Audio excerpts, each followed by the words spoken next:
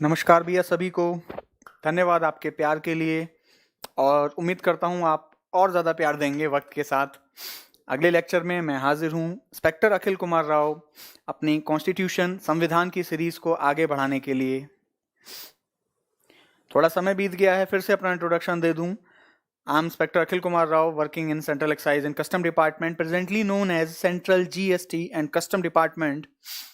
कुछ एग्जाम्स जो मैंने अलग अलग समय पर क्लियर किए, आपको ये बताने के लिए कि भैया जो भी कुछ पढ़ाया जाएगा ऑथेंटिक होगा, काम का होगा, एग्जाम में कहीं ना कहीं आ चुका होगा या आने की प्रबल संभावना होगी। पिछले लेक्चर में एक स्टूडेंट का कमेंट्स देखा था मैंने सिटीजनशिप में, उन्होंने कहा कि ये अच्छा है, नॉलेज के लिए बहुत अच्छा है और शायद एग्जाम के लिए उतना ज़रूरी नहीं। नहीं भैया, एग्जाम के लिए ज़रूरी है। मैं यहाँ से इस प्लेटफॉर्म से जो भी पढ़ाने वाला हूँ वो एग्जाम के लिए ज़रूरी है, आप उसे अच्छे से पढ़ के जाइएगा। इसीलिए अपने 2-3-4 लेक्चर के बाद हमेशा मैं उस टॉपिक से जुड़े हुए क्वेश्चंस आपको कराता हूँ, ये भरोसा दिलाने के लिए कि यहाँ से जो भी मैं पढ़ा रहा हूँ उससे क्वेश्चंस एग्जाम में आ रहे हैं भैया, बार बार आ रहे हैं। इसलिए जो भी कुछ पढ़ा हूँ उस पर विश्वास करके मन से उसे पढ़ लीजिएगा, याद कर लीजिएगा, बेड़ा पार हो जाएगा, एग्जाम में अच्छे मार्क्स स्कोर करेंगे। जो जो टॉपिक मैं पढ़ाऊंगा वो अपने आप में कंप्लीट होंगे और एग्जाम के लिए लगभग सारा कुछ कवर कर रहे होंगे। आज का टॉपिक स्टार्ट करने से पहले फिर से मैं अपना दायित्व निभा दूं, आपको हौसला अफजाई के लिए भी, आपको बेहतर इंसान बनाने के लिए भी। बार बार मैं कुछ चीज़ों पर जोर देता हूं जो मेरी तैयारी के दौरान मेरे लिए बहुत मददगार साबित हुई और मुझे लगता है आप लोगों की तैयारी के दौरान आप जैसे मेरे छोटे भाई बहनों के लिए बहुत मददगार साबित होंगी। जिसमें सबसे पहला स्टेप आता है पॉजिटिव सोच। मैं आपको पहले भी एक सेल्समैन की, जूतों के सेल्समैन की कहानी सुना चुका हूं, कैसे सोच में बदलाव के साथ इंसान का नतीजा बदल जाता है, रिजल्ट चेंज हो जाता है। ऐसी ये फेमस कहानी है डेविड और गोलियत की, आप में से बहुत सारे लोगों ने सुनी होगी, तो भी दोहरा लीजिए, नहीं सुनी है तो मैं आज आपको सुना दूं। दोहरा इसलिए लीजिए, अच्छी बातें बार बार दोहराते रहना जरूरी होता है।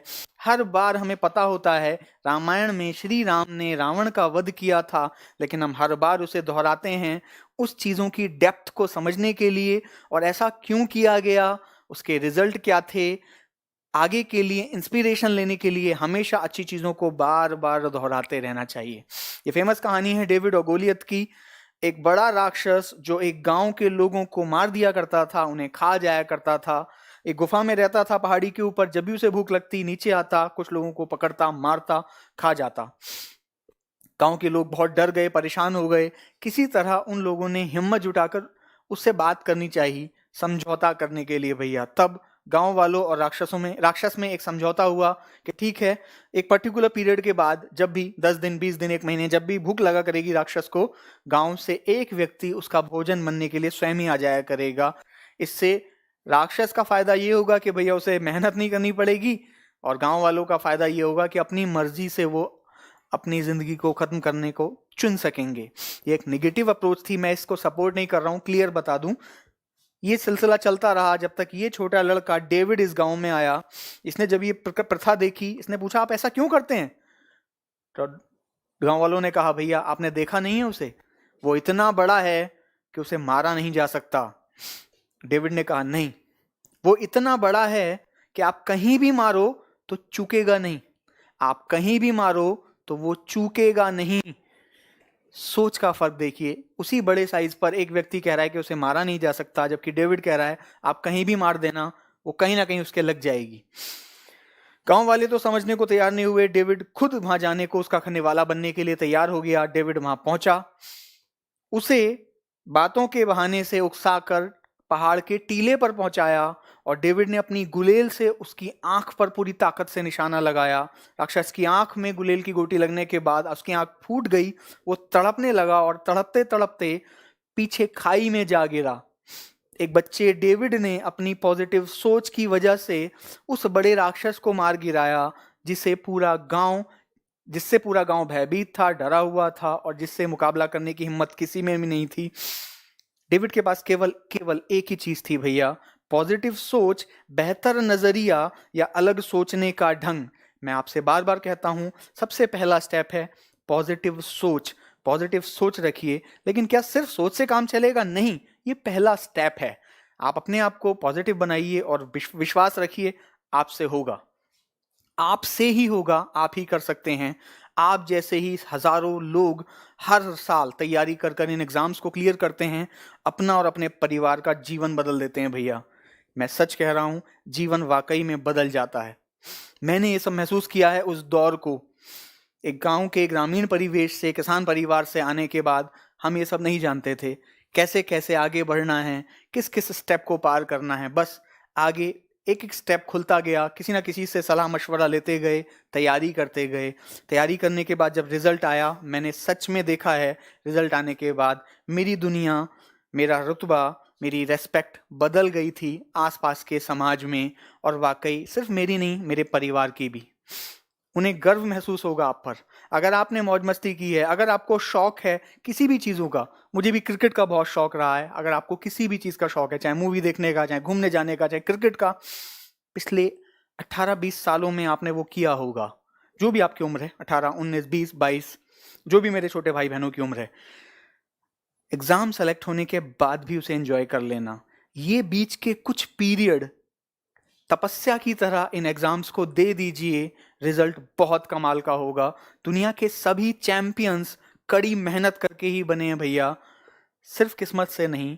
मेरा विश्वास मानिए, ये दिए हुए कुछ महीने, और सच कह रहा हूं, ये कुछ महीने ही देने पड़ते हैं। ईमानदारी से की गई तैयारी 6-8 महीने या ज्यादा से ज्यादा साल भर, 6-8 महीने से साल भर की ईमानदारी से की गई तैयारी आपको कहीं ना कहीं सेलेक्ट जरूर करा देती है।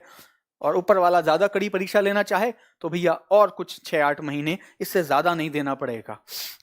ये 6-8 महीने से लेकर 1-1.5 साल के बीच का समय जो भी आपको लगे, आप ईमानदारी से कड़ी मेहनत कर लीजिए। ये कड़ी मेहनत जो रिजल्ट आपको देगी, आपको जीवन भर उसकी खुशी होगी। कुछ और उदाहरण आपके सामने पेश करना चाहूंगा। पॉजिटिव सोच के बाद जो अगला स्टेप है वो कड़ी मेहनत है भैया। ये जनाब ब्राजील के नामी फुटबॉलर पेले, जिन्हें गॉड ऑफ फुटबॉल की तरह जाना जाता था, फुटबॉल के भगवान कहे जाते थे। हमारे यहाँ क्रिकेट में सचिन तेंदुलकर जी का जो रुतबा है, कहीं वैसा ही रुतबा इनका फुटबॉल में हुआ करता था। गरीब परिवार में पले बढ़े, लेकिन कड़ी मेहनत। पहले तो ये बता दूं कि इनके बारे में बताया जाता था कि जिस दौरान ये फुटबॉल लेकर दौड़ते थे, इन्हें पकड़ने वाला कोई फुटबॉलर पूरी दुनिया में मौजूद नहीं था। यानी फुटबॉल के सामने, फुटबॉल पर कमांड होना तो अलग बात है, इनकी रफ्तार इतनी ज्यादा थी कि जब ये फुटबॉल के साथ भागते थे, इनको कवर करना, इनको पकड़ना आसान नहीं था। सामने वाला ही इन्हें पकड़ सकता था बॉल को, पीछे से जाकर इन्हें नहीं पकड़ा जा सकता था। इतनी रफ्तार वाला फुटबॉलर, शायद उस समय दुनिया का सबसे तेज रफ्तार वाला फुटबॉलर। इन्होंने इंटरव्यू में जब इनसे पूछा गया क्या करते हैं, कैसे करते हैं, कितनी मेहनत करते हैं, तो इन्होंने बताया, मेरे कोच हर रोज मुझे तब तक मेहनत करवाते हैं जब तक मेरे दोनों घुटने जवाब नहीं दे जाते। अब आप सोच सकते हैं, दुनिया के सबसे बेहतरीन और सबसे तेज फुटबॉलर के घुटने किस लेवल पर जाकर जवाब देंगे, यानी प्रैक्टिस का स्तर कितना कड़ा होता होगा। रोज अपने आप को ये व्यक्ति तोड़ता था, लेकिन रिजल्ट भी लाजवाब था। जब तक फुटबॉल पर रहे, फुटबॉल मैदान पर राज किया, नंबर 1 रहे और इनके मुकाबले का कोई भी नहीं था। सारी चैंपियनशिप, सारी जीत, सारी कामयाबी कड़ी तपस्या से होकर गुजरती है भैया। वो तपस्या देने के लिए तैयार रहिए। एक बड़ी फेमस लाइन है, फर्स्ट डिजर्व देन डिजायर। पहले लायक बनिए, फिर इच्छा कीजिए। हम में से हर कोई कुछ ना कुछ चाहता है। क्या आप करोड़पति बनना चाहते हैं? हाँ जी, बिल्कुल बनना चाहते हैं। क्या आप सबसे बड़े फिल्म स्टार बनना चाहते हैं? हाँ जी, बनना चाहते हैं। क्या आप सबसे कामयाब व्यक्ति बनना चाहते हैं? हाँ, मैं बनना चाहता हूं। क्या आप उसकी कीमत देने को तैयार हैं? हर कामयाबी की एक कीमत है भैया।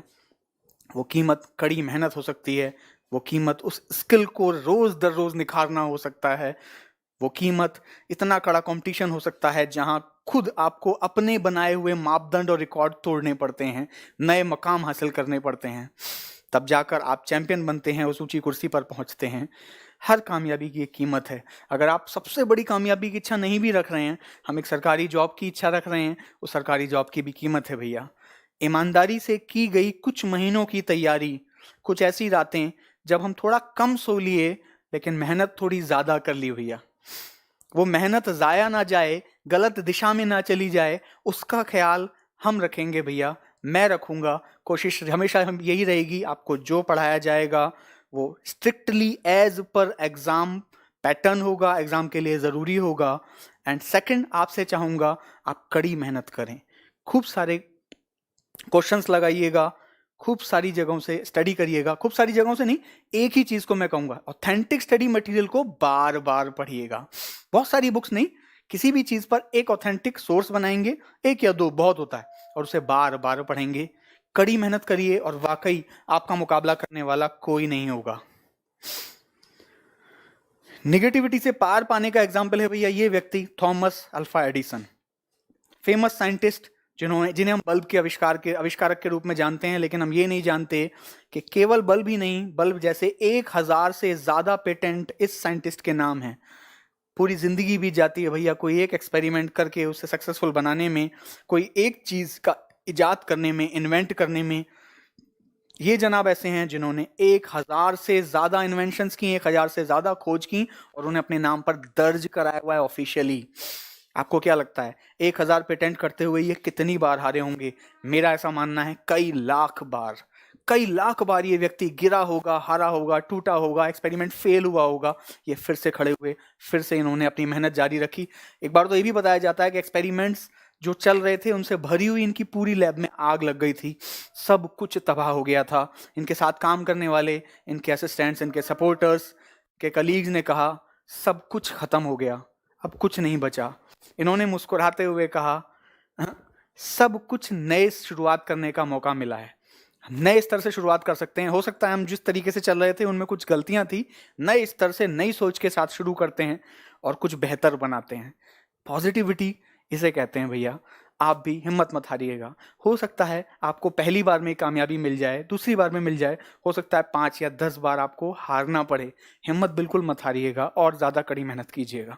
अपनी तैयारी के दौरान मैंने ऐसे कई उदाहरण देखे हैं, अपने बहुत नज़दीकी कई ऐसे दोस्त देखे हैं जो पहले, दूसरे, तीसरे एग्जाम में सक्सेसफुल नहीं हुए थे।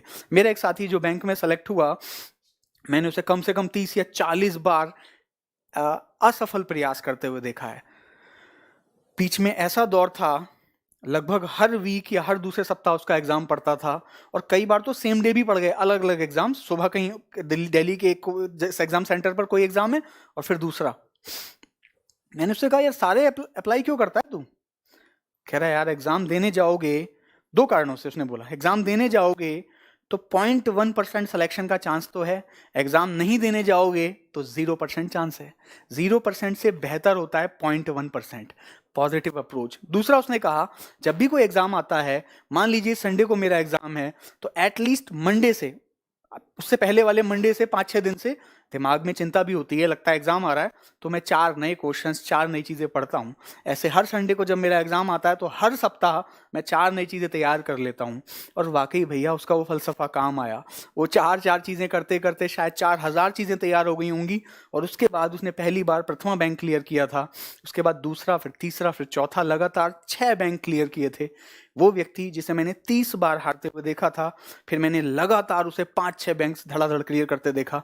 अपनी पसंद का बैंक उसने सेलेक्ट किया। आज वो एज अ बैंक पीओ, अब तो शायद सीनियर हो गए होंगे, मेरा टच फिलहाल कम है उनसे, पर कहने का मतलब मैं फिर वही दोहराऊंगा, असफलताओं से हार मत मानिएगा भैया। बार बार खड़े होइएगा, उठिएगा, दुगनी ताकत से मेहनत करिएगा। मेहनत आप करिए, दिशा हम दिखाएंगे, कामयाबी जरूर मिलेगी। इसी उम्मीद, इसी पॉजिटिव अप्रोच के साथ चलिए शुरू करते हैं आज का लेक्चर। आज का टॉपिक है भैया इंट्रोडक्शन टू फंडामेंटल राइट्स, मूल अधिकारों का इंट्रोडक्शन। ये बहुत इंपॉर्टेंट पार्ट है संविधान में। अब तक हम पिछली क्लासेस में पढ़ चुके हैं संविधान कैसे तैयार हुआ संविधान सभा द्वारा, संविधान में कौन कौन से सोर्सेज से क्या क्या चीजें ली गई। उसके बाद हमने पढ़ा संविधान का पहला भाग जो बताता है हमारे यहाँ कौन कौन से राज्य व केंद्र शासित प्रदेश हैं। संविधान का दूसरा भाग जो बताता है हमारे संविधान में सिटीजनशिप यानी नागरिकता के लिए क्या क्या व्यवस्थाएं की गई हैं। आज हम पढ़ने वाले हैं संविधान का भाग 3 जो कि बताता है मूल अधिकारों के बारे में। ये पहली क्लास उसका इंट्रोडक्शन होगी, क्योंकि ये बहुत इंपॉर्टेंट टॉपिक है और इससे ढेर सारे सवाल बनते हैं, इसलिए मैं इसे चरणबद्ध तरीके से कराऊंगा। पहला टॉपिक या पहली क्लास में इसका सारा इंट्रोडक्शन होगा कि इसमें आप क्या क्या पढ़ने जा रहे हैं, कितने टाइप के मूल अधिकार होते हैं और कुछ बेसिक बातें कि क्या क्या सवाल बनते आए हैं, और फिर हम डिटेल में एक एक पार्ट को कवर करते जाएंगे ताकि इस टॉपिक से आने वाले सारे क्वेश्चंस आप हल कर पाएं। और ये मेरा वादा है भैया, आप 100% क्वेश्चंस हल कर पाएंगे।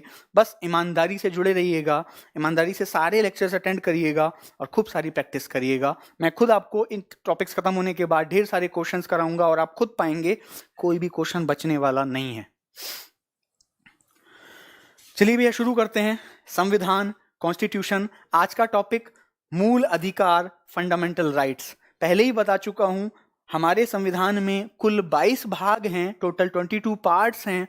उसके 2 शुरू के भाग हम पढ़ चुके हैं, आज तीसरा भाग पढ़ने जा रहे हैं, भाग नंबर 3, जो कि संबंधित है मूल अधिकारों से। इस भाग 3 में कौन कौन से अनुच्छेद दिए गए हैं? 12 से लेकर 35 तक। एग्जाम में बार बार ये क्वेश्चन पूछा जाता है, मैं इसे इंपॉर्टेंट मार्क कर दे रहा हूं भैया। संविधान का कौन सा भाग मूल अधिकारों से संबंधित है? आंसर इज भाग 3 पार्ट 3, मूल अधिकार या फंडामेंटल राइट्स से रिलेटेड है। इसके अंदर कौन कौन से अनुच्छेद आते हैं? Article number 12 to 35। एक्चुअली मूल अधिकारों की सोच सन 1200 के आसपास ब्रिटेन के किसी राजा ने सोचा कि हमें अपने लोगों को कुछ अधिकार भी तो देने चाहिए, और उस समय 1200 ईस्वी के आसपास ये अधिकारों का प्रचलन उन्होंने अपने राज्य में शुरू कराया, ब्रिटेन में। और इस वजह से वहां पर जब ये लागू किए गए तो इसको मैग्ना कार्टा बोला गया। इसलिए जब इसी तरह की प्रथा हमारे संविधान में शामिल की गई, इस तरह की व्यवस्था जब हमारे संविधान में लागू की गई, शामिल की गई, तो उसे बोला गया भारत का मैग्ना कार्टा। एग्जाम के लिए जरूरी सवाल बन जाता है भैया, भारत का मैग्ना कार्टा किसे कहा जाता है? आंसर इज हमारे मूल अधिकारों को, फंडामेंटल राइट्स को, क्योंकि ये जहां से इनकी सोच निकल के आई है वहां पर इसे मैग्ना कार्टा वर्ड से संबोधित किया गया था। हालांकि वर्तमान में ये कौन से देश के संविधान से लिए गए हैं ये हम पहले भी पढ़ चुके हैं, फिर दोहराता हूं। मूल अधिकारों को लिया गया है USA, United states of America, संयुक्त राज्य अमेरिका के संविधान से। संयुक्त राज्य अमेरिका यूएसए अपने संविधान में अपने राज्य के लोगों के लिए कुछ बेसिक अधिकार शामिल करने वाला राज्य बना, जिसे उसने नाम दिया था बिल ऑफ राइट्स। यूएसए में जो बिल ऑफ राइट्स थे वही भैया हमारे देश में फंडामेंटल राइट्स यानी मूल अधिकार बने। एग्जाम में पूछा जाता है कौन सा भाग, याद कर लीजिएगा कौन कौन से अनुच्छेद हैं, 12 से 35। कहां से लिया गया है? यूएसए से, यूएसए के बिल ऑफ राइट्स। जिस प्रकार से यूएसए के संविधान में बिल ऑफ राइट्स हैं, हमारे यहाँ पे फंडामेंटल राइट्स हैं, मूल अधिकार हैं। इसे भारत का मैग्ना कार्टा नाम से भी जाना जाता है। अब सवाल उठता है ये फंडामेंटल राइट्स कितने हैं भैया गिनती में? How many fundamental rights are there? इसको पहले देख लीजिए। Answer is fundamental rights previously 7 हुआ करते थे, जिसे मैंने काट दिया, और वर्तमान में 6 होते हैं। इनकी संख्या वर्तमान में 6 है, इनिशियली ये 7 हुआ करते थे। तो भैया ये 6 कौन कौन से हैं? पहले इन्हें समझ लेते हैं, इन्हें याद कर लेते हैं, और वो 7वां कौन सा था जो हटा दिया गया उसे जान लेते हैं। इन 6 के बारे में पढ़ते हैं भैया। राइट टू इक्वालिटी, सबसे पहला समता का अधिकार, ये आर्टिकल 14 से 18 के अंदर दिए गए हैं। आर्टिकल 14 अनुच्छेद 14 से लेकर 18 के अंदर इन 5 अनुच्छेद में समानता का अधिकार देने वाले विभिन्न फंडामेंटल राइट्स या मूल अधिकारों का जिक्र है, जिन्हें डिटेल में हम अगली क्लास में पढ़ने जाने वाले हैं। सेकंड, राइट टू फ्रीडम, हमें स्वतंत्रता का अधिकार देने वाले अनुच्छेद 19 से 22 में है। ऊपर समानता का अधिकार, कैसे? विधि के समक्ष समानता, हमें कानून के समक्ष सबको बराबर कैसे माना जाए। Right to equality of opportunity, हमें बराबर का अधिकार सरकारी नौकरियों में कैसे मिले। अस्पृश्यता का अंत, राइट अगेंस्ट अनटचेबिलिटी, राइट, ठीक है, एबोलिशन ऑफ अनटचेबिलिटी, एक्चुअली वो एग्जैक्ट है कि अस्पृश्यता या छुआछूत का अंत करने वाला अधिकार। वो सारी चीजें जो हमें समान बना रही थी, हमें समानता का दर्जा दे रही थी। इवन एबोलिशन ऑफ टाइटल्स, यानी कि आप पर जो स्पेशल टाइटल्स आपको दिए जाते थे, महाराज, राजा जी, इस तरह के सभी टाइटल्स का खात्मा, ये सारी चीजें हटाकर सबको समान बनाने वाले अधिकार आर्टिकल नंबर 14 से 18 में, और ये एक ही हेडिंग है, राइट टू इक्वालिटी या समता का अधिकार, पहले प्रकार का मूल अधिकार। दूसरा, स्वतंत्रता का अधिकार, राइट टू फ्रीडम, हमें विभिन्न प्रकार की आजादी दी हुई है जिन्हें डिटेल में हम पढ़ने वाले हैं, आर्टिकल नंबर 19 से 22, पहले इन्हें याद कर लीजिएगा। तीसरा है राइट अगेंस्ट एक्सप्लॉयटेशन, शोषण के विरुद्ध अधिकार, हमारा किसी प्रकार से शोषण ना हो पाए उस पर रोक लगाते हुए कौन से हमें अधिकार दिए गए हैं, 23 से 24 तक। सभी मूल अधिकार, बीच में बता दूं, सभी मूल अधिकार किन्हें दिए गए हैं, इंडिविजुअल्स को, व्यक्तियों को, देश के लोगों को। हालांकि मैं आगे क्लियर करूंगा कि कुछ मूल अधिकार विदेशी नागरिकों को भी प्राप्त हैं इन्हीं में से ही, और कुछ ऐसे मूल अधिकार हैं जो केवल भारतीयों को प्राप्त हैं। एग्जाम में क्वेश्चन आता है, इवन यूपीएससी और पीसीएस में ये क्वेश्चंस बार बार पूछे जाते हैं, और नीचे वाले हमारे एग्जाम्स में भी ये क्वेश्चंस आ जाते हैं, कौन सा मूल अधिकार केवल भारतीयों को और कौन से मूल अधिकार सबको मिले हुए हैं, या यूं कह लीजिए भारतीयों के अलावा दूसरे लोगों को भी दिए गए हैं। शोषण के विरुद्ध अधिकार 23 से 24 नंबर आर्टिकल में दिया हुआ है। चौथे नंबर पे धार्मिक स्वतंत्रता का अधिकार, right to freedom of religion, कहां पर दिया हुआ है, अनुच्छेद 25, 26, 27, 28, इन 4 आर्टिकल्स में दिए गए हैं भैया, right to freedom of religion, यानी मैं जो चाहूं वो धर्म अपना सकता हूं, अपनी मर्जी का धर्म अपनाने का अधिकार और उसका पालन करने का अधिकार हमें धार्मिक स्वतंत्रता देता है, हम जो चाहें धर्म को फॉलो कर सकते हैं हमारे इस भारत देश में। Then cultural and educational rights, संस्कृति व शिक्षा संबंधी अधिकार, ये भैया आर्टिकल 29 और 30 में दिए गए 2 तरह के अधिकार हैं जो माइनॉरिटीज यानी अल्पसंख्यकों को मिले हुए हैं। हमारे देश में हिंदू मेजॉरिटी कहलाया जाता है, और ऐसी दूसरी कई बिरादरियां या दूसरे ऐसे धर्म के लोग जो सापेक्ष रूप से या रिलेटिवली कह लीजिए कम संख्या में माने गए, उनको माइनॉरिटी या अल्पसंख्यक कहा गया, और उनकी संस्कृति बची रह जाए, चाहे वो पारसी हो, इवन मुस्लिम्स को, मुस्लिम्स, पारसी और तमाम तरह के धर्म जो हम डिटेल में आगे पढ़ेंगे, उन्हें माइनॉरिटी में माना गया, और उनके धर्म और संस्कृति को बचाने के लिए उन्हें कुछ विशेष प्रकार के अधिकार दिए गए इस हेडिंग के अंतर्गत, जिन्हें कहा गया संस्कृति व शिक्षा संबंधी अधिकार, जो कि प्राप्त हैं अल्पसंख्यकों को या माइनॉरिटीज को। आर्टिकल नंबर 29 और 30 में। एंड फाइनली छठे प्रकार का अधिकार जो सबसे इंपॉर्टेंट माना गया, राइट टू कॉन्स्टिट्यूशनल रेमेडीज, अनुच्छेद 32 से लेकर 35 तक संवैधानिक उपचारों का अधिकार दिया हुआ है। एग्जाम में पॉपुलरली ये आर्टिकल 32 ही बार बार पूछा जाता है। राइट टू कॉन्स्टिट्यूशनल रेमेडीज कौन से आर्टिकल में दिया गया है? आंसर इज आर्टिकल नंबर 32, अनुच्छेद 32 में। ये इतना इंपॉर्टेंट है कि डॉक्टर भीमराव अंबेडकर ने इसे संविधान की आत्मा कहा है। मैं प्रीवियस क्लासेस में भी ऑलरेडी ये क्वेश्चन दोहरा चुका हूँ, फिर से दोहराता हूँ। अकॉर्डिंग टू भीमराव अंबेडकर के अनुसार which article is known as the heart and soul of the constitution, किसे उन्होंने संविधान का हृदय व आत्मा कहकर संबोधित किया है? आंसर इज आर्टिकल 32, संवैधानिक उपचारों का अधिकार। अब भैया ये इतना इंपॉर्टेंट क्यों हो जाता है? संवैधानिक उपचारों का अधिकार में ऐसा क्या दिया गया है? नाम से पता चल रहा है संविधान का उपचार कर रहे हैं। हमारे संविधान में बेसिक व्यवस्था ये है कि इस देश के नागरिकों को स्टेट के अगेंस्ट, भारत सरकार के अगेंस्ट कुछ मूल अधिकार, कुछ आजादियां दी हुई हैं, जिनका अगर हनन हो जाए, जो उनसे छीन लिए जाएं, तो उसका उपचार करने की व्यवस्था, ऐसे संविधान को जो शायद बीमार पड़ गया है उसका उपचार करने की व्यवस्था इस आर्टिकल में कर दी गई है, इसीलिए इसे इंपॉर्टेंट माना गया। फिर पूछा गया भैया उपचार कैसे करोगे, कैसे सॉल्यूशन?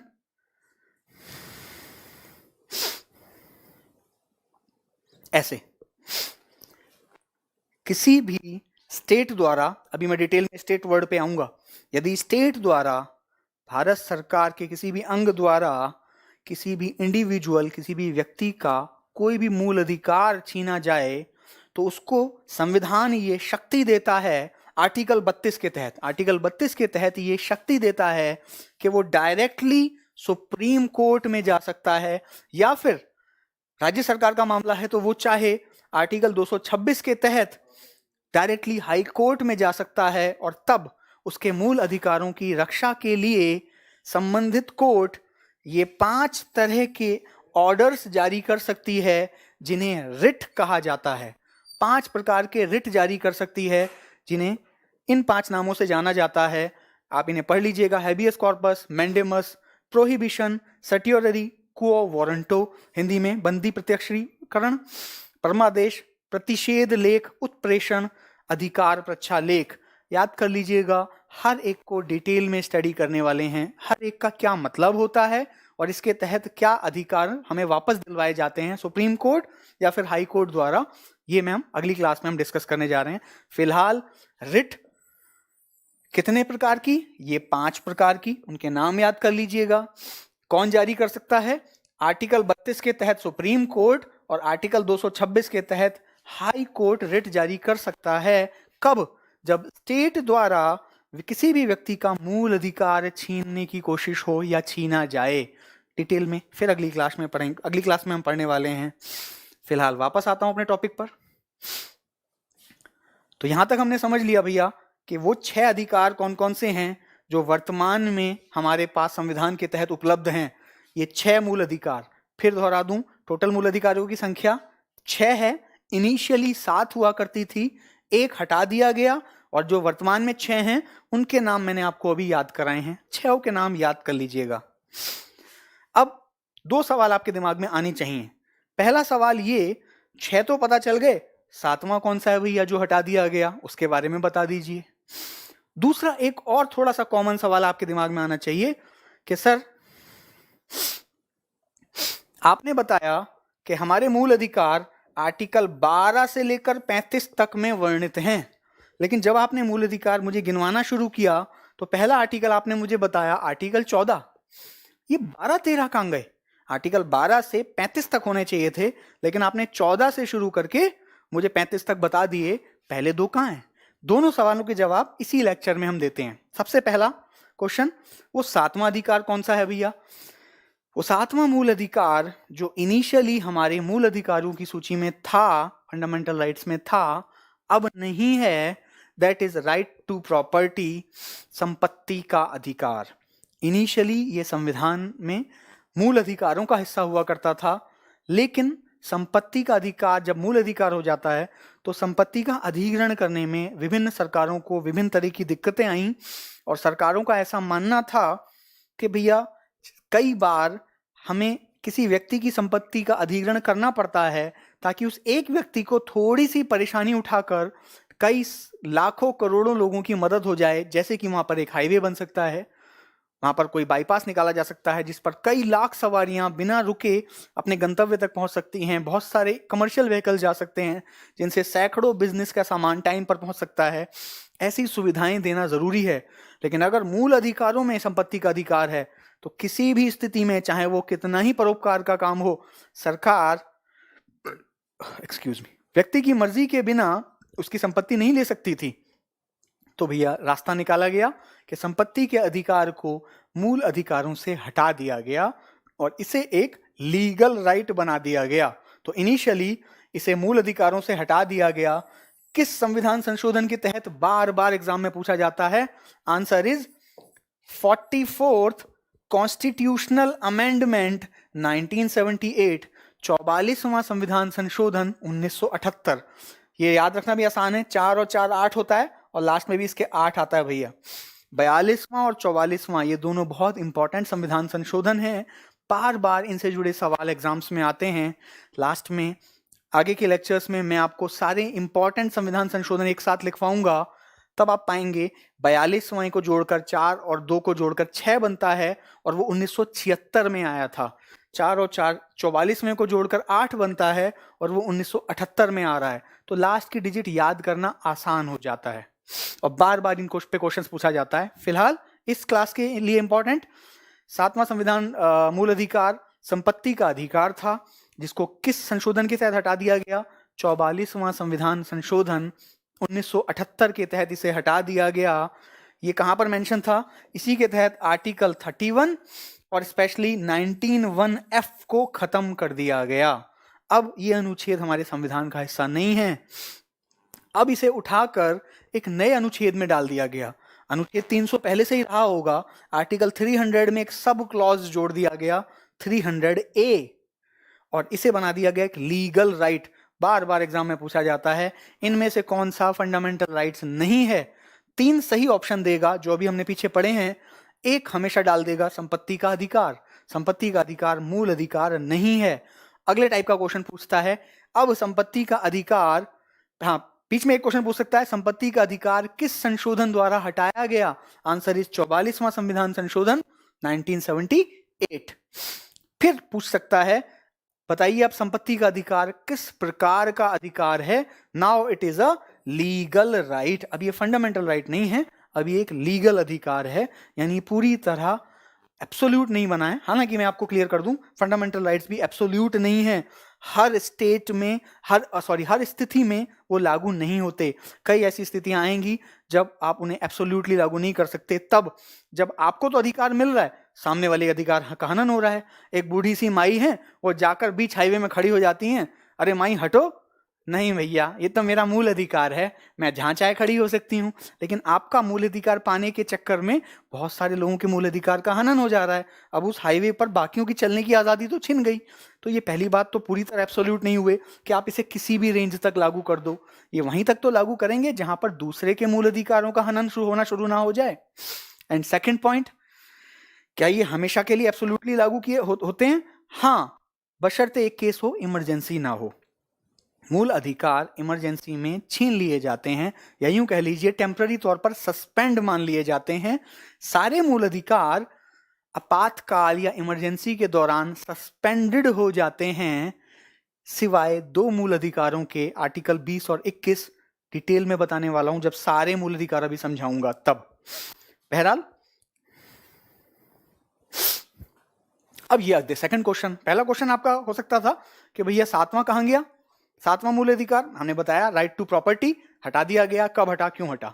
फिर क्वेश्चन आता है, मूल अधिकार भाग 3 में हैं 12 से लेकर 35 अनुच्छेद तक। 14 से सारे समझा दिए, 12 13 कहां गए? भैया 12 ये रहा। अनुच्छेद 12 में चूंकि बार बार जिक्र आएगा पार्ट में, स्टेट के अगेंस्ट मिले हुए मूल अधिकार, स्टेट के खिलाफ मिले हुए मूल अधिकार, तो सवाल बना ये स्टेट क्या है? क्या इस स्टेट का मतलब है राज्य, कोई एक पर्टिकुलर राज्य, या स्टेट का मतलब है भारत राज्य? इस स्टेट को पहले क्लैरिफाई किया गया। अनुच्छेद 12 स्टेट की परिभाषा देता है।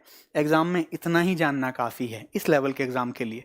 फिर भी थोड़ा और डिटेल बता देता हूं कि अनुच्छेद 12 में डेफिनेशन ऑफ स्टेट या स्टेट की परिभाषा में क्या क्या चीजें शामिल कर ली गई? Executive and legislative of the union, केंद्र में बैठी व्यवस्थापिका और कार्यपालिका। व्यवस्थापिका सादी भाषा में हमारे देश के नेता जो व्यवस्था बनाते हैं, कानून बनाते हैं, वो लोग स्टेट का हिस्सा हैं।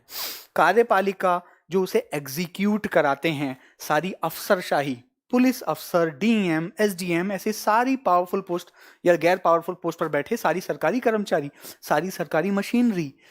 तो केंद्र स्तर पर सारी व्यवस्थापिका व सारी कार्यपालिका इसका हिस्सा है। ऐसे ही राज्य स्तर पर सारी व्यवस्थापिका और सारी कार्यपालिका भी इसका हिस्सा है। स्टेट का मतलब ये सब लोग, इनके खिलाफ आपको मूल अधिकार दिए गए हैं। Third, local authorities. Local authorities में नगर पंचायत, ग्राम पंचायत, ऐसी पदों पर बैठे हुए लोग। और लास्ट में अदर अथॉरिटीज भी डाल दिया गया। अब ये अदर अथॉरिटीज में क्या क्या? विभिन्न विभिन्न केस लॉज, जो बहुत डिटेल में हो जाएगा, उनका जिक्र किए बिना मैं बताना चाहता हूं कि विभिन्न विभिन्न केसेस के माध्यम से जुडिशरी या सुप्रीम कोर्ट और हाई कोर्ट ने बताया कि अदर अथॉरिटीज में वो सारी अथॉरिटीज आ जाएंगी जो डायरेक्टली और इनडायरेक्टली केंद्र या राज्य सरकार के लिए काम भी कर रही हैं। तो भी फिर सवाल आता है, क्या इस अदर अथॉरिटीज में जुडिशरी भी आ गया? क्या न्यायपालिका भी स्टेट है? इसको भी क्लैरिफाई किया अपने एक जजमेंट में सुप्रीम कोर्ट ने कि न्यायपालिका के 2 तरह के काम हैं। एक, जब वो जुडिशियल रिलेटेड फैसले दे रही है। दूसरा, जब वो नॉन जुडिशियल वर्क कर रही है। अगर वो नॉन जुडिशियल वर्क कर रही है, किसी कानून को चेक कर रही है, उसका जुडिशियल रिव्यू कर रही है, तब वो भी स्टेट माना जाएगा। और जब वो प्रॉपरली जुडिशियल काम कर रही है, यानी न्यायपालिका की तरफ से फैसले सुना रही है, तब वो स्टेट के परव्यू से बाहर रहेगा। तो सादी भाषा में भैया आर्टिकल 12 क्या है? आर्टिकल 12 हमें स्टेट की परिभाषा बताता है, जिनमें ये 4 चीजें आती हैं, जिसके अंदर केंद्र में बैठे हुए सारे नेता और अधिकारी, राज्य के सारे नेता और अधिकारी, सारी लोकल नगर पंचायत और ग्राम पंचायत लोकल अथॉरिटीज, इवन सारे पीएसयू, बैंक और ओएनजीसी, ये सारी संस्थाएं जो पीएसयू में भी आती हैं, या वो प्राइवेट संस्थाएं भी जो किसी तरह से डायरेक्टली स्टेट के लिए काम कर रही हैं, कॉन्ट्रैक्ट पर हैं, ऐसी चीजें, और साथ ही इवन जुडिशियरी भी जब वो नॉन जुडिशियल वर्क कर रही है, तो ये सारी चीजें स्टेट कहलाएंगी। और स्टेट के अगेंस्ट हमें मूल अधिकार मिले हुए हैं। कौन कौन से? मैं फिर दोहरा रहा हूं, अभी हम डिटेल में पढ़ेंगे कि कैसे कैसे मूल अधिकार हमें स्टेट या सरकार के अगेंस्ट मिले हुए हैं और उनका किस सीमा तक हम इस्तेमाल कर सकते हैं, और अगर उनका हनन हो जाए तो हम कैसे सुप्रीम कोर्ट जाकर उसे वापस अपने अधिकार को पा सकते हैं। आर्टिकल 13 क्या कहता है भैया? आर्टिकल 13 कहता है लॉज इनकंसिस्टेंट विद और इन डेरोगेशन ऑफ फंडामेंटल राइट्स, यानी कि कुछ ऐसे कानून जो फंडामेंटल राइट्स को साथ निभाते हों या उसके खिलाफ जाते हों, मूल अधिकारों का हनन करने की बात कर रहे हों। इसके अंदर 2 तरह की बातें कह दी गई। प्री कॉन्स्टिट्यूशनल लॉ, संविधान लागू होने से पहले के भी बहुत सारे कानून होंगे, वो लागू रहेंगे तब तक जब तक वो आपके मूल अधिकारों का हनन ना कर दें भैया। संविधान लागू होने से 1950 से पहले भी बहुत सारे कानून थे, मैं बता ही चुका हूं। गवर्नमेंट ऑफ इंडिया एक्ट 1935 भी था, 1935 में भारत सरकार अधिनियम आया है। हमारी आजादी या संविधान लागू होने 1950 से पहले जो भी कानून है आप वो सब लागू मान लीजिएगा। आर्टिकल 13 कह रहा है तब तक जब तक वो मूल अधिकारों के अगेंस्ट ना जा रहे हों, मूल अधिकारों का हनन ना कर रहे हों। ऐसे ही पोस्ट कॉन्स्टिट्यूशनल भी, संविधान के बाद वाले भी सभी कानून लागू रहेंगे, उस हद तक लागू रहेंगे जब तक वो मूल अधिकारों का हनन ना कर दें। आप समझ सकते हैं मूल अधिकार या फंडामेंटल राइट्स के रूप में कितनी ताकतवर एक टूल कह लीजिए हमें मिला हुआ है, एक ताकतवर यंत्र हमें मिला हुआ है हमारे सपोर्ट के लिए। हमारे सारे प्रकार के अधिकारों को सुनिश्चित करते हैं ये सारे मूल अधिकार। आर्टिकल 13 में ही सवाल बनता है, क्या फंडामेंटल राइट्स में संशोधन हो सकता है? भैया अगर मूल अधिकार इतने मजबूत हैं तो क्या इन्हें प्रोटेक्ट किया गया? कहीं ऐसा तो नहीं किसी सरकार को ऐसा लगे कि अरे भैया मूल अधिकारों का बहुत ज्यादा इस्तेमाल कर रही है जनता, तो क्यों ना हम संविधान में ही संशोधन कर दें? तो क्या मूल अधिकारों में संशोधन किया जा सकता है? इसका जवाब मिला इन केस लॉज में। एग्जाम के लिए तीसरा वाला केस लॉ पहले ही बता दूं, बहुत इंपॉर्टेंट है, बार बार एग्जाम में क्वेश्चंस आते हैं उससे रिलेटेड। समझते हैं, क्या fundamental rights, can fundamental rights be amended? क्या मूल अधिकार संशोधित किए जा सकते हैं? सबसे पहला, Shankar Prasad versus union of India, Bharat सरकार के अगेंस्ट शंकर प्रसाद ने केस किया 1951 में। शंकर प्रसाद जी के इस केस में जवाब आया हाँ, सुप्रीम कोर्ट कहता है हाँ किया जा सकता है, जैसे बाकी जगह संशोधन हो सकता है। आर्टिकल 368 के तहत, 368 के तहत संविधान संशोधन किया जा सकता है मूल अधिकारों में भी। लेकिन आगे जाकर Golaknath versus state of Punjab के केस में 1967 में कहा गया नहीं भैया, मूल अधिकारों में कोई बदलाव नहीं किया जा सकता। फाइनली केरल के एक संत, इनके बारे में मैं पिछली क्लास में भी बता चुका हूं, केरल के महान संत केशवानंद भारती ने बहुत सारे मुद्दों को लेकर ये केस लड़ा और ये बहुत बड़ा लैंडमार्क माना जाता है, बहुत ही नामी गिरामी केस जो बहुत सारे क्वेश्चंस का सॉल्यूशन बन के उभरता है। इन संत जी की इसी साल भैया मृत्यु भी हो गई, इस साल ही शायद अगस्त सितंबर के समय में इस साल ये ऊपर स्वर्ग सिधार गए हैं। पर इन्होंने ये बहुत इंपॉर्टेंट ऐतिहासिक जजमेंट का हिस्सा ये रहे। 1973 में आए इस जजमेंट, केशवानंद भारती, इस नाम को याद करिएगा, ऑप्शन में ये मिलता है। इसने कहा, संविधान, सुप्रीम कोर्ट ने कहा इस फैसले में, हाँ भैया मूल अधिकारों में भी संशोधन हो सकता है, लेकिन बेसिक स्ट्रक्चर नहीं बदलना चाहिए संविधान का, संविधान के मूल ढांचे के साथ कोई छेड़छाड़ ना हो, यानी कि आप ऐसा बदलाव ना लाएं जिससे मूल ढांचा ही बदल जाए। तो यहां से 2 सवाल क्लियर होते हैं, क्या फंडामेंटल राइट्स में बदलाव हो सकता है? हाँ हो सकता है, तभी तो फंडामेंटल राइट्स में बदलाव करते हुए 44वां संशोधन लाया था और अभी मैंने पढ़ाया संपत्ति के अधिकार को हटा दिया गया था। फिर दूसरा सवाल बनता है, ये बेसिक स्ट्रक्चर का सिद्धांत कब आया? ऑप्शन में जरूर मिलेगा, केशवानंद भारती 1973 में आया, कि संविधान का एक मूल ढांचा होगा, उसमें कोई बदलाव ना हो और तब हम मूल अधिकारों में बदलाव कर सकते हैं। अब सवाल उठा, ये मूल अधिकार, ये मूल जो ढांचा है ये क्या है, बेसिक स्ट्रक्चर का मतलब क्या है। आगे बढ़े, मिनर्वा मिल्स में आज तक, पहले क्लियर कर दूं, इस बेसिक स्ट्रक्चर को डिफाइन नहीं किया गया है। कोर्ट ने अभी ने किसी फैसले में नहीं बताया कि मूल सिद्धांत या मूल ढांचे का सिद्धांत एग्जैक्टली क्या कहता है। उन्होंने इस मिनर्वा मिल्स वाले केस में कहा कि सुप्रीम कोर्ट, हम सुप्रीम कोर्ट के जज कह रहे हैं, सुप्रीम कोर्ट, हम जो कि संविधान के संरक्षक हैं, जो संविधान की रक्षा करने वाले लोग हैं, हम बेसिक स्ट्रक्चर तय करेंगे। हम तय करेंगे कि कोई भी संशोधन जो आप कर रहे हो, सरकार जो कर रही है, क्या वो संविधान के मूल ढांचे के साथ छेड़छाड़ कर रहा है या नहीं कर रहा है। यानी कि मूल ढांचे का सिद्धांत दिया गया केशवानंद भारती केस में। केशवानंद भारती केस ने ही कहा कि हाँ, मूल ढांचे के साथ छेड़छाड़ किए बिना मूल अधिकारों में संशोधन हो सकता है, और ये मूल ढांचा क्या होगा ये तय करेगा सुप्रीम कोर्ट, जो कि संविधान का संरक्षक कहलाया जाता है। जब मैं सुप्रीम कोर्ट लिखवाऊंगा, ये क्वेश्चन भी लिखवाऊंगा, एग्जाम में पूछा जाता है, निम्नलिखित में से किसे संविधान का संरक्षक कहा जाता है, which of the following is guardian of the constitution, answer is supreme court. Supreme court को ही संविधान का संरक्षक, संविधान का रखवाला कहा जाता है।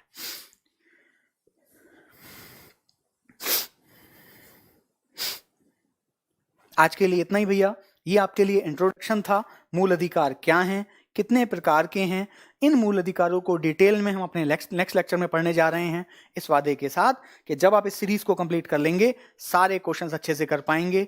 फिर से भैया प्यार के लिए बहुत बहुत धन्यवाद। कमेंट्स जरूर करिए और बताइए आपको लेक्चर्स कितने पसंद आ रहे हैं और क्या क्या टॉपिक्स आप पढ़ना चाहते हैं, या करंट अफेयर्स का भी कोई टॉपिक जो आपको पहले पढ़ना हो आप बताइए कमेंट्स में लिखकर, मैं ज़रूर उस पर लेक्चर्स लाऊंगा। और खूब कड़ी मेहनत करिए, पॉजिटिव रहिए, ऊपर वाले का आशीर्वाद रहेगा, जल्दी कामयाब होंगे। बहुत बहुत धन्यवाद। Thank you so much.